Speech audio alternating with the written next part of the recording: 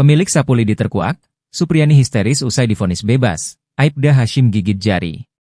Kubu Aibda Hashim dipastikan gigit jari saat Supriyani divonis bebas oleh Majelis Hakim Pengadilan Negeri Andoolo, Senin, 25 November 2024. Laporan Aibda Hashim yang menyebut Supriyani menganiaya anaknya memakai sapu lidi tidak terbukti.